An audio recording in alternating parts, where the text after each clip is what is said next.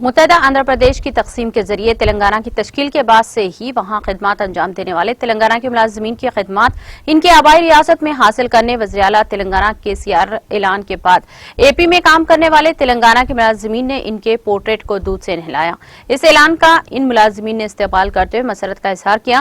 انہوں نے کہا کہ 6 سال سے وہ اے پی کے سیکریٹریٹ اور سرکاری دفاتر میں خدمات انجام دے رہے ہیں۔ انہوں نے اے پی کے دارالحکومت امراوتی میں چندر شیکھر راؤ کے پورٹریٹ کو دودھ سے نہلایا اور کہا کہ متحدہ اے پی کے تقسیم کے ذریعے تلنگانہ کی تشکیل کے بعد سے ہی ان کو کافی مشکلات کا سامنا کرنا پڑا ہے، کیونکہ ان کی خدمات آبائی ریاست تلنگانہ کے بجائے اے پی منتقل کر دی گئی ہیں۔ انہیں بھروسہ تھا کہ وزیر اعلیٰ جلد ہی اس بات کا اعلان کریں گے۔